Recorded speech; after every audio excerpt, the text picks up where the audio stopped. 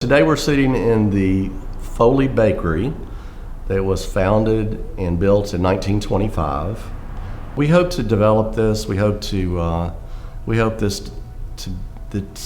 be a Kickstarter for the downtown Foley revitalization. One of my fellow 1975 graduates told me, he says, "You just can't get away from one of those corners in Foley, can you?" And I guess he's probably right, and that was Clark Stewart. But he just mentioned, he says, you know, you're going to go back on the corner just like your dad did.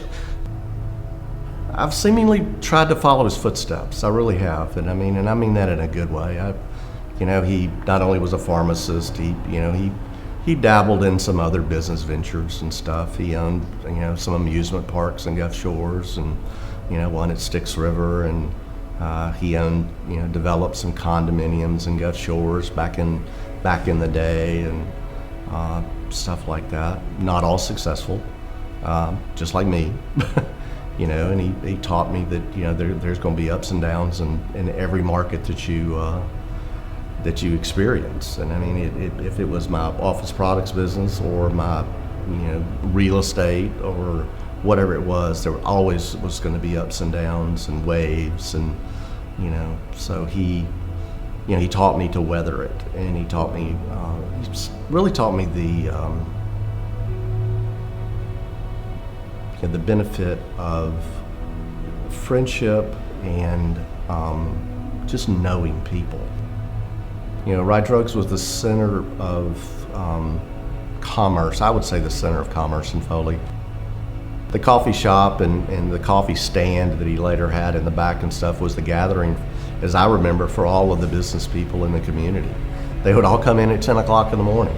And they would religiously all be there from 10 to 10:30.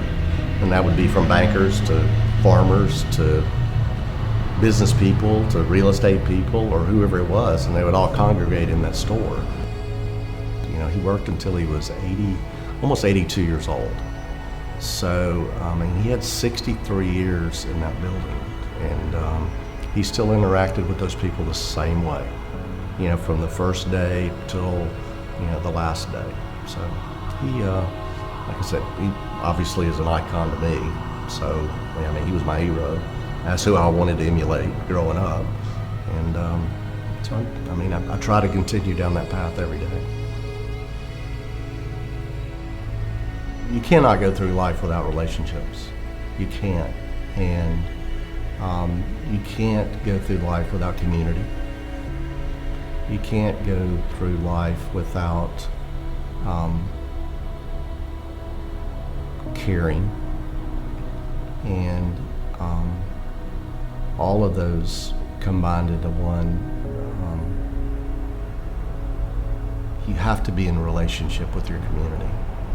And I think that's what I've found here. I've always been in relationship with my community, and I mean that from a personal standpoint, meaning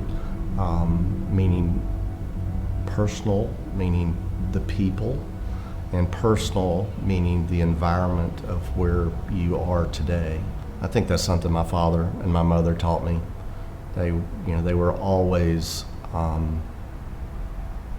community-oriented people, and the people are what makes the community and stuff. And I've tried to follow their footsteps.